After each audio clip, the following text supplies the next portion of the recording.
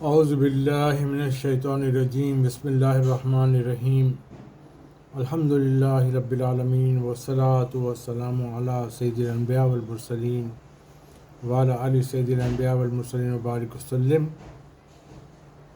رب اشرح لی صدری بسم اللہ الرحمن الرحیم رب اشرح لی صدری ویسر لی امری واحلل عقدۃ من لسانی یفقہوا قولی صدق اللہ العظیم بسم اللہ الرحمن الرحیم لقد کان لکم فی رسول اللہ اسوۃ حسنۃ لمن کان یرجو اللہ والیوم الآخر وذکر اللہ کثیرا۔ سورہ احزاب آیت نمبر 21۔ جیسا کہ ہم پہلی تقریر میں کہہ رہے تھے کہ اسلام کی تعلیق کے لیے پہلا سورس قرآن کریم ہے اور دوسرا سورس اسوہ رسول ہے۔ اسوہ رسول وہ نہیں جو ہم اور آپ بولتے ہیں، اسوہ رسول وہ جو قرآن کہتا ہے۔ سلسلہ فکر یہ ہے کہ مسلمانوں کے ایک عالم گزرے ہیں 911 ہجری میں، ان کی وفات ہے، ان کا نام ہے جلال الدین سیوطی۔ یہ اتنے مجبور ہو گئے کہ انہوں نے 9 کتابیں لکھ دی اور اس کا نام رکھا رسالہ تسع عربی میں 9 کو کہتے ہیں۔ اس بات کو ثابت کرنے کے لیے کہ آبائے پیغمبر کافر نہیں تھے،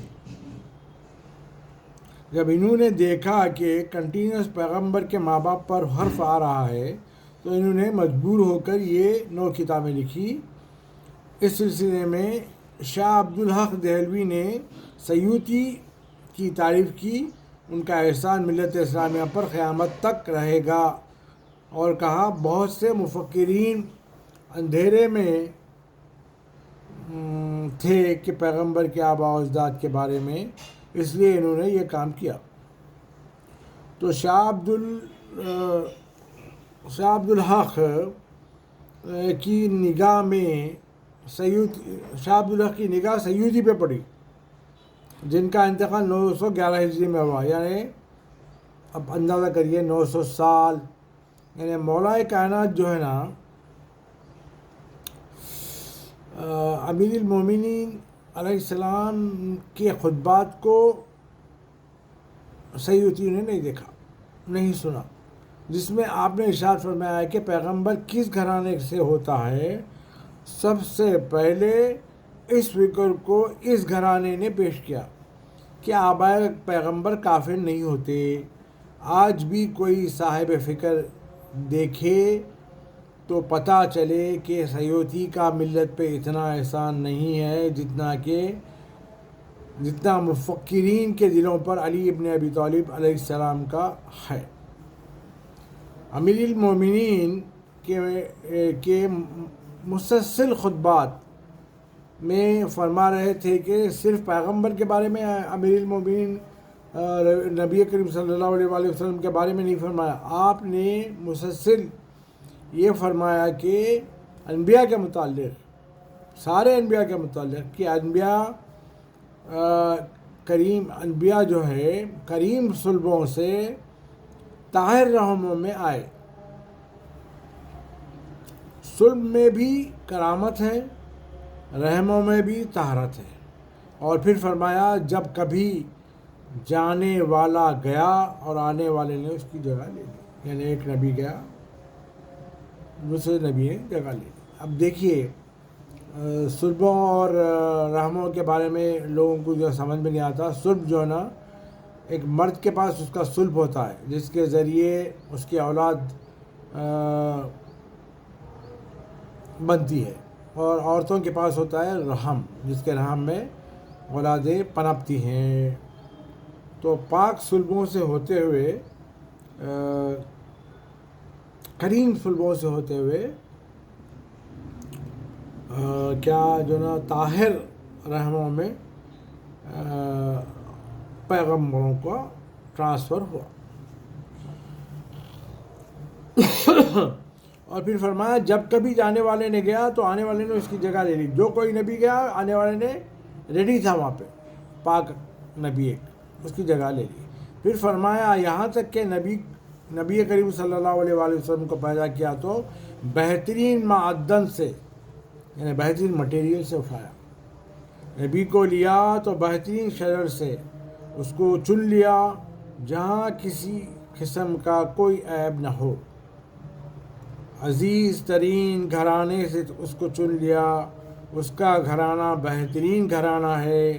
اس کا شجرہ بہترین شجرہ ہے. سمجھے آپ؟ اس کا شجرہ بہترین شجرہ ہے. اس کی عطرت بہترین عطرت ہے. یہ امیر المومنین کا ارشاد. اس کے بعد یہ تھا امیر المومنین کا ارشاد. اس کے بعد مسلسل اماموں امیر المومنین کے بعد امام حسن، امام حسین، امام زین العابدین اماموں کے ارشادات آئے. پیغمبر کے آبا مسلمان تھے، دین اسلام دین ابراہیم پہ تھے. باوجود اتنے خطبات کے، باوجود اتنے تنبیہات کے، کیا وجہ ہے کہ یہ وحی کے ماننے والے اور قرآن پر ایمان رکھنے والے ماضی یعنی پاس سے اس عیب کو ڈھونڈ رہے تھے کہ ان کے ماں باپ مسلم نہیں تھے. اس کی وجہ کیا ہے؟ وہ کیا احساس کمتری ہے؟ اس گھرانے سے پیدا ہو رہا تھا تو ان لوگوں نے کہا ہم کچھ کم نہیں ہیں. یعنی اب ان کے دماغوں میں چل رہا تھا کہ اب ان کو یہ ثابت کرنا تھا ہم بھی کچھ کم نہیں ہیں، ہم بھی کچھ نہ کچھ نسخ نکالیں گے. کیوں نکالیں گے؟ کہ ایسی منزل پر اس میں بڑا دخل شاہی کا ہے، یعنی ملوکیت کا تھا کہ اس بات پر زور دیا جائے کہ آبائے نبی مسلم نہیں تھے، کیونکہ آبائے نبی کا ابراہیم تک اور ابراہیم علیہ السلام کا آدم تک اگر ثابت ہو گئے، یعنی دین ثابت ہو گیا، اسلام ثابت ہو گیا، تو جس مقصد کے لیے نبی آئے تھے اس مقصد کے لانے والے پر ذرہ برابر بھی عیب نظر نہیں آئے گا. اور جب ذرہ برابر بھی عیب نظر نہیں آئے گا تو اس کا امر قیامت تک رہے گا. اللہ پاک نے نبی کو پاک کر کے انسانیت کی ہدایت کے مقصد کے لیے بھیجا تاکہ قیامت تک انسانیت ہدایت پائے اور سلسلہ رہے. ایسے میں نبوت ختم ہوئی. اب نبوت جہاں ختم ہوئی تو اب یہ طے پایا کہ حلال محمد قیامت تک حلال ہے، حرام محمد قیامت تک حرام ہے. ایسے میں ایک شبہ پیدا کرنے کے لیے یہ کہا پیغمبر کے بیشتر زمانہ آلموسٹ زمانہ جو ہے نا وہی سے خالی تھا، وہی نہیں آتی تھی، اور وہی بھی جو آئی تو شارٹ پیریڈ کے لیے آئی تھی. اس لیے جہاں تک وہی ہے اس کو قبول کرو. انہوں نے جہاں تک لمٹ کی وہاں تک وہی کو قبول کرو. جہاں تک اسوہ پیغمبر ہے اس پر ڈسکس کرو، اور اس طرح سے ایک نجات کی صورت نکالو کہ ہر دور میں اپنے ریکوائرمنٹ کے ساتھ احکام پیغمبر کو بدل سکے، اس میں تبدیلی چینجز پیدا کر سکیں. پھر ہم یہ کہیں کہ اس بات کی ریکوائرمنٹ یہ ہے اور وقت کا تقاضا ہے یہ ہے، اب اس بات کو بدل جانا چاہیے. حکومت یہ نہیں چاہتی تھی کہ احکام شریعت باقی رہے اور طہارت گھرانے میں باقی رہے. گھرانے نبی کریم کے گھرانے میں طہارت باقی رہے اور یہ گھرانے میں عیب نکالے، وہی کے پیریڈ کو شارٹ کر دیں، بشریت کو رسالت سے الگ کریں، وہی کے واسطے یہ کہیں کہ وہاں تک قبول ہے جہاں رسول بولنے لگے، عمل کو الگ کریں. ایسی حکومتوں کی ہسٹری کو آج کا زمانہ ہسٹری آف اسلام کہہ رہا ہے. بادشاہ اپنی مرضی سے حرام محمد کو حلال کرنے کے لیے، یہ بنو عباس کا زمانہ تھا، ایک بادشاہ جو ہے نا قاضی ابو یوسف سے رات کے 12 بجے فتویٰ مانگنے کے لیے گیا، اور جب فتویٰ لے کے لے لیتا ہے تو اس کو اطمینان ہو جاتا ہے۔ اور اس طرح سے کوشش کی گئی۔ خیر، پچھلی تقریر میں بات کر رہے تھے ہم کہ اسوہ رسول پر یہ بات ہو رہی تھی کہ اگر ہم رسول ہی کو نہ پہچان سکیں پھر قرآن کی پہچان سکیں، اور پھر قرآن کی یہ آیت بتلا رہی ہے سورہ احزاب کی، جو میں شروع میں آیت نمبر 21 میں پڑھا تھا، اس آیت کا سلسلہ ہے کہ تم سے جو اللہ اور رسول، اللہ اور یوم آخرت پر، تم میں سے جو اللہ اور اس کے اور یوم آخرت پر ایمان رکھتے ہیں، اس کے لیے رسول کی زندگی میں ایک نمونہ حیات ہے۔ شرط یہ لگائی اگر اللہ پر ایمان ہے اور قیامت پر ایمان ہے تو نبی کی زندگی میں اسوہ حسنہ ہے۔ اگر اللہ پر یقین نہیں ہے، قیامت پر بھروسہ نہیں ہے تو اس کے لیے رسول کی زندگی میں اسوہ حسنہ نہیں ہے۔ اسلام کے 3 ہی اصول ہیں، توحید اور قیامت، درمیان میں رسالت۔ آیت نے یہ کلیئر کر دیا ہے کہ رسالت اسی وقت ہے جب کہ توحید پر بھروسہ ہو اور قیامت پر بھروسہ ہو، یعنی رسالت کی اہمیت بتلائی۔ اگر رسالت سمجھ میں نہیں آتی تو آپ نہ توحید کو سمجھ سکیں گے اور نہ قیامت کو۔ اگر رسالت سمجھ میں نہیں آتی تو توحید بھی سمجھ میں نہیں آتی، قیامت بھی سمجھ میں نہیں آتی۔ اس لیے رسول کی زندگی کو سمجھنا ضروری ہے۔ رسول کی زندگی سمجھنے کے واسطے، کیونکہ کسی پیغمبر کے ساتھی نے یہ نہیں کہا کہ بچپن ہمارے ساتھ گزرا، جوانی ہمارے ساتھ گزری، 40 سال ہمارے ساتھ گزرے۔ اس کے معنی یہ ہوئے کہ رسول کے کسی ساتھی کے ذریعے رسول کو پہچانا نہیں جا سکتا۔ آپ نے انگریزوں کی ایک وہ مثال سنی ہوگی کہ آدمی پہچانا جاتا ہے دوستوں سے، جیسے کہ ہم چاہتے ہیں کہ اپنے بچوں کے لیے اچھا معاشرہ رہے، اچھا دوست رہے، نیک چلن بچے کے دوست ہو، اسی لیے چاہتے ہیں کہ بچوں کے کیریکٹر دوستوں کے کیریکٹر سے بنتا ہے۔ بری صحبت سے بچنا لازم ہے، ماں باپ کو بچانا لازم ہے، ماں باپ کو، اپنے بچوں کو۔ کسی نے رسول اللہ کے بارے میں یہ نہیں کہا کہ ہم ساتھ تھے، قدرت نے رسول اللہ کو بچا کے رکھا تھا ہر صحبت سے۔ کسی نے وحی آنے سے ایک لمحہ، 1 منٹ پہلے تک یہ دعویٰ نہیں کیا کہ ہم ان کو جانتے تھے۔ قدرت نے بچایا کہ وہ اللہ کے رسول کو قدرت نے بچایا۔ وہ صحبت ہی نہ رہے جو بعد میں چل کے تمہاری ہسٹری کو افیکٹ کرے، اسی لیے اللہ تعالیٰ نے بچا کے رکھے کہ وہ صحبت ہی نہ رہے کہ بعد میں رسول اللہ صلی اللہ علیہ وآلہ وسلم کی ہسٹری پہ افیکٹ آئے۔ بڑے بڑے بزنس مین تھے مکے میں، بڑے اس زمانے کے راہباں تھے، یہ تھے وہ تھے، لیکن رسول کچھ ایسا الگ رہے۔ مکہ میں رہنے کے باوجود، اسی محلے میں رہنے کے باوجود 40 سال رسول اس میں 40 سال اس میں گزارتے رہے، مگر گزارا ہے۔ اور پھر قرآن اس پہ رسول استدلال کرتا ہے کہ لَقَدْ لَبِثْتُ فِيكُمْ عُمَرًا مِّن قَبْلِي أَفَلَا تَعْقِلُونَ۔ نبوت سے پہلے قرآن استدلال کہتا ہے نبی سے کہ ان سے کہہ دو کہ نبوت سے پہلے میں اتنا زمانہ تمہارے ساتھ گزار چکا ہوں، کیا اب بھی تم عقل سے کام نہیں لوگے؟ کبھی تو یہ بتلاؤ کہ میں اس طرح سے غلطی کیا، میں نے کوئی دعویٰ پیش کیا 40 سال میں، کبھی میں کوئی آیت پڑھ کے تم کو سنایا، جیسا کہ ہم پچھلے بار ڈسکس کر چکے ہیں، کبھی میں کسی بت کے سامنے میری پیشانی جھکائی، کبھی ننگے ہو کے طواف کیا تمہاری طرح؟ کوئی تو میری متعلق یہ جملہ بتلا دے کہ میں نے کوئی کفر کیا۔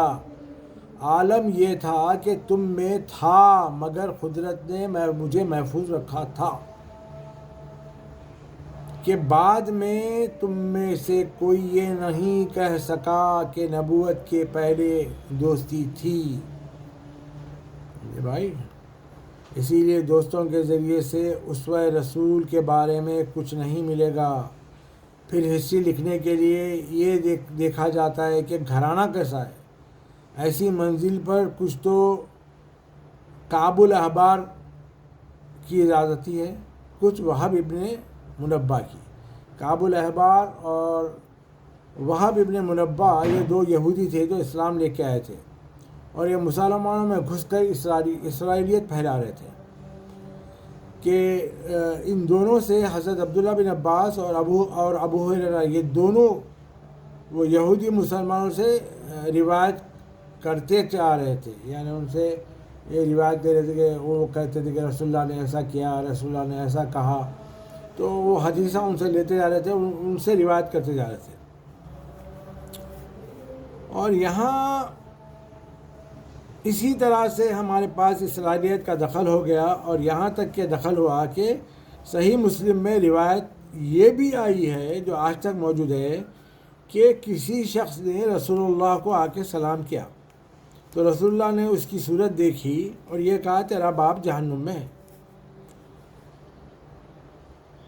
تو وہ بہت ہی اپسٹ ہو کے جا رہا تھا، تو رسول اللہ نے اس کو واپس بلا کے کہا ارے تو اتنا مایوس کیوں ہوتا ہے، نعوذ باللہ میرا باپ بھی جہنم میں ہے. جہاں تیرا باپ ہے ایسی صورت میں کہ یہ پروف کرنا ہمارے آقا کتنے خوش اخلاق تھے کہ اتنی دلدوئی کی مزاج تھی، یہ پروف کرنے کے لیے یہ ایسے ٹائپ کے حدیثاں گھڑے تاکہ لوگوں کے اندر شک پیدا ہو جائے. اوکے، بہرحال مسائل ایسے حدیثیں آتی گئیں جو گھڑی ہوئی تھی. بہرحال اب میرا اس منزل پہ میرا یہ سوال ہے کہ جب عالم ایسا ہے تو میرا سوال ان مسلمانوں سے جو ایک گھڑی ہوئی حدیثوں کے سائے میں جیتے ہیں کہ رسول اللہ وحی کے آنے سے پہلے خود کیا تھے. میرا یہ سوال ہے، جس کیپیبلٹی کے ساتھ وحی کو رسول اللہ قبول کر رہے تھے، کیا اللہ نے کفر کو ہٹا کے وحی کو بھیجا ہے یا بائی برتھ پریپیئرڈ تھے رسول اللہ؟ تو پھر اللہ نے آقا کو وحی کے لیے کب سے پریپیئر کیا؟ اللہ سبحانہ نے موسیٰ ابن عمران کے بارے میں یہ کہا، جو ایک اولو العزم پیغمبر ہے، کہ جب تم بچے تھے تو تم ہماری محبت کا مرکز تھے، یعنی سینٹر آف لو تھے، اور محبت کا مرکز بنایا تاکہ تم ہماری آنکھوں کے سامنے پروان چڑھے. ایک نبی اولو العزم کو پہلے پیش کر چکا ہے، تو بچپن سے ہماری محبت کا مرکز ہے. اب آپ اندازہ کیے خاتم المرسلین کے لیے اللہ تعالیٰ کے پاس کیا کچھ نہیں ہوگا، کیا محبت کا لیول ہوگا. آپ اندازہ کر سکتے ہیں اس بات سے کہ ایک اولو العزم پیغمبر کا یہ عالم ہے تو خاتم المرسلین کا کیا ہے. اب آپ دیکھیے یہ جو حرکتیں ہوتی رہی ہیں نا، اس کا ایک اور واقعہ آپ سنیے کہ ایک اور منزل ہے. سورہ بقرہ میں ایک آیت ہے، اعوذ باللہ من الشیطان الرجیم، بسم اللہ الرحمن الرحیم، انا ارسلناک بالحق بشیرا ونذیرا ولا تسألوا عن اصحاب الجحیم. آیت نمبر 119 سے. اس کا ترجمہ یہ کہ ہم نے آپ کو حق کے ساتھ بشارت دینے والا اور ڈرانے والا بنا کے بھیجا، یعنی بشارت دے رہے ہے تو حق ہے، حق کے ساتھ ہے، ڈرا رہے ہیں تو حق ہے، حق کے ساتھ ہے. اگر حکم دے رہے ہیں تو حق ہے، اگر کہیں روک رہے ہیں تنبیہ کر رہے ہیں تو حق ہے. اس کے بعد لا تسأل عن اصحاب الجحیم، اس کا مطلب یہ کہ آپ سے نہیں پوچھا جائے گا جہنم والوں کے بارے میں. یہ آپ کی ذمہ داری نہیں ہے کہ کتنے لوگ جہنم میں کیوں گئے. ہو گیا نا بھائی؟ آیت یہ ہے، اس کا ترجمہ یہ ہوگا. اب دیکھیے، اب آپ کو تعجب ہوگا، قرطبی نے ابن عباس کے حوالے ایک عجیب کیفیت اس آیت کی پیش کی. اس کی کتاب میں لا تسأل کو لا تسأل یعنی کر دیا. دیکھیے، اب پیش کو زبر سے بدل دیا. اب میننگ کا کیا ہوا؟ میننگ کا کیا ہوئے؟ میننگ کیا ہوئے اس کے؟ مت پوچھ مجرموں کے متعلق، یعنی جہنم والوں کے بارے میں مت پوچھ. ایکچوئل کیا تھا؟ نہ پوچھا جائے گا آپ سے جہنم والوں یعنی مجرمین کے بارے میں. اب اس کو چینج کر کے تسل کر دیا نا. تسل کو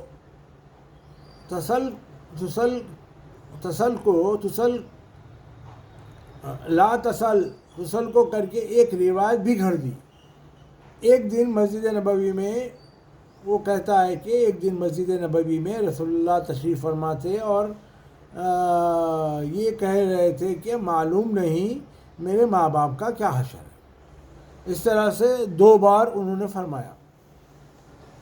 تو ایک وحی نازل ہوئی اللہ تعالیٰ کی کہ لا تسل ان اصحاب الجحیم.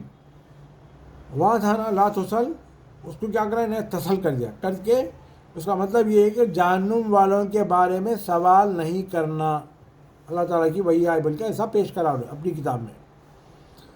آپ دیکھیں، ایک حرکت کے بدلنے سے، خالی پیش کو زبر ہو جانے سے، روایت یہ کرنے سے، روایت کے ظاہر کرنے سے پیغمبر کی شان میں کہاں تک گستاخی ہوئی.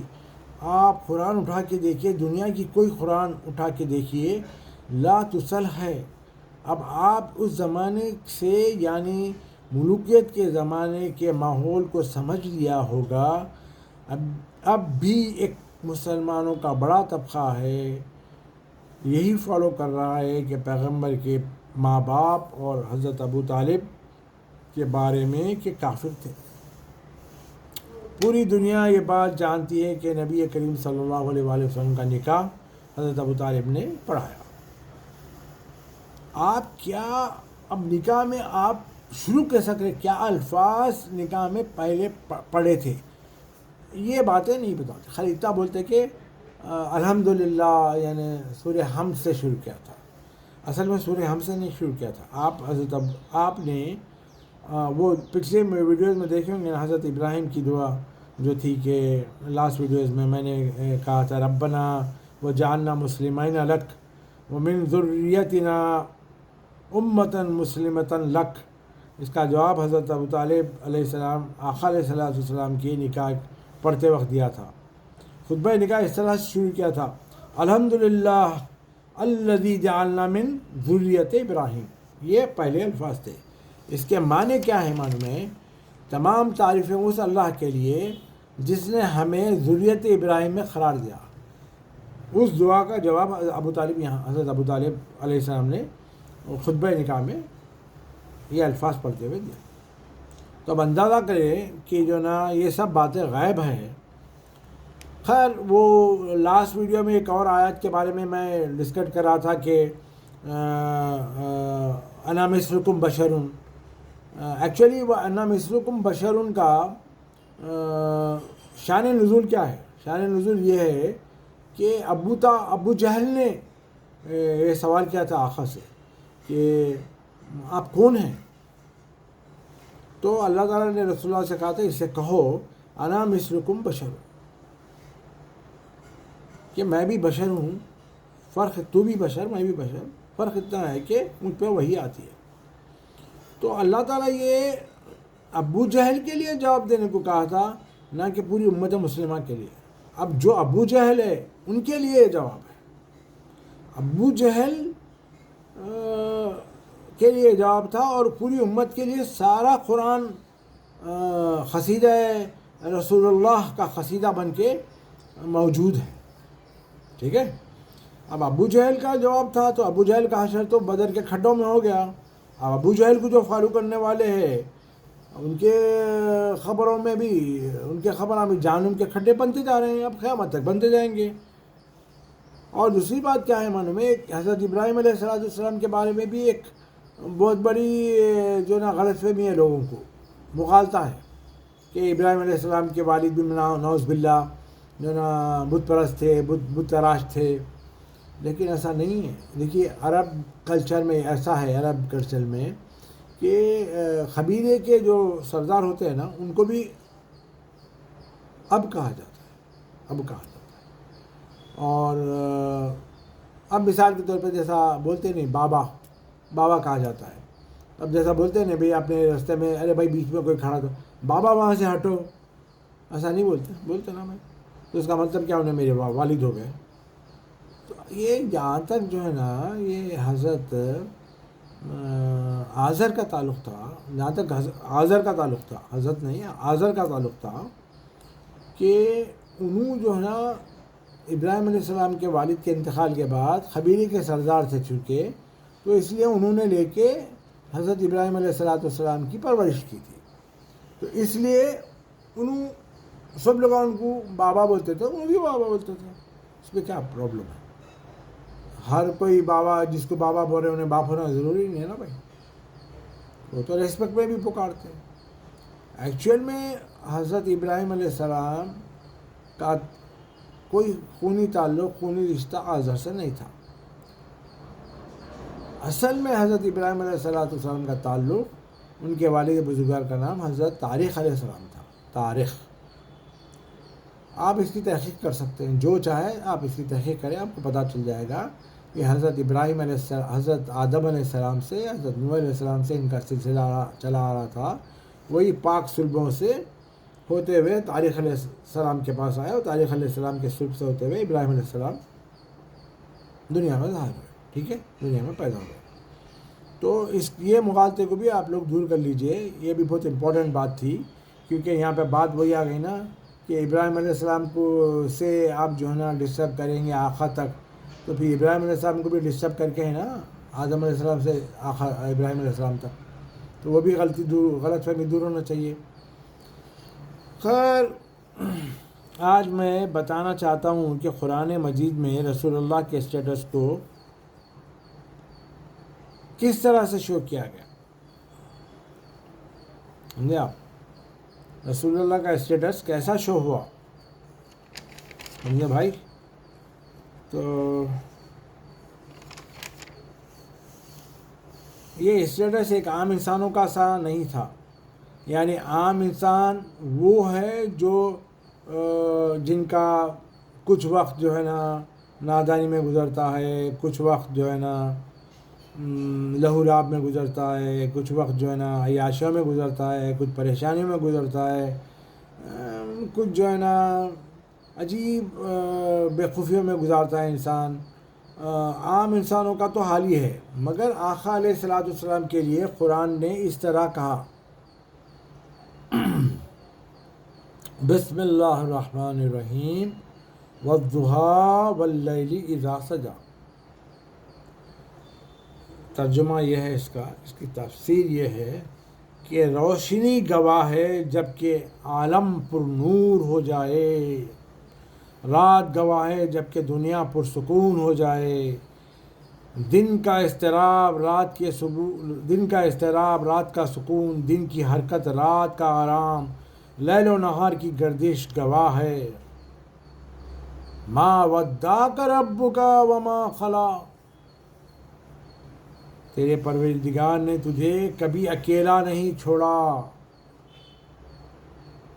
شیخارگی میں، بچپن میں، جوانی میں، ضعیفی میں تیرا پروردگار ہمیشہ ساتھ رہا۔ جب رب ساتھ رہے وہاں کیا امکان ہے سہو کا، یعنی غلطی کا، نسیان کا، خطا کا؟ کوئی موسم صحیح، خوشی صحیح، غم صحیح، صلح صحیح، جنگ صحیح، وہاں امکان خطا ہے ہی نہیں، اس لیے کہ رب ساتھ ہے۔ ما ودعک ربک وما قلی، تیرے رب نے تجھے کبھی اکیلا نہیں چھوڑا. رب تو سب کے ساتھ ہے مگر یہاں اسپیشل بات ہے. اسپیشل بات یہ ہے رب تو ہمارے ساتھ ہے نا, ہماری شہ رگوں سے قریب ہے, مگر یہاں اسپیشل بات یہ ہے کہ پوری مخلوقات نے یہ کہہ کے سہارا نہیں دیا, پوری مخلوقات میں اللہ تعالیٰ یہ کہہ کے سہارا نہیں دیا کہ تیرا رب نے تجھے کبھی اکیلا نہیں چھوڑا. کسی کے لیے یہ دعویٰ نہیں ہے, کسی کے لیے یہ دعویٰ نہیں ہے ہی نہیں, مگر خصوصیت یہ تھی کہ پروردگار کو کام لینا تھا ہدایت کا, اس لیے رب کا ساتھ ہونا ضروری ہے, کیونکہ ہادی میں امکان خطا نہ ہو, کیونکہ ہادی میں امکان خطا نہ ہو, اس لیے اللہ تعالیٰ نظروں کے سامنے کبھی اکیلا نہیں چھوڑے. آخر یہ سورہ زحا 30ویں پارے میں ہے, یہ رسول اللہ کی شان میں ہے نازل ہوا, یہ سب کو یاد ہونا چاہیے. پورا سورہ کی اور کسی اور وقت گفتگو کی جائے گی انشاءاللہ. اس سے سملر آیتیں نیکسٹ ویڈیو میں گفتگو ہوگی, جو رسول اللہ کی جو نا پروٹیکشن, رسول اللہ کو کس طریقے سے اللہ تعالیٰ حفاظت کرے, الگ الگ آیتوں میں کیسے جو نا رسول اللہ کی نگرانی ہوتی رہی, اس کے بارے میں انشاءاللہ ہم نیکسٹ ویڈیو میں ڈسکس کریں گے. ویڈیو کافی لمبی ہو گئی ہے, تو وما علینا الا البلاغ المبین.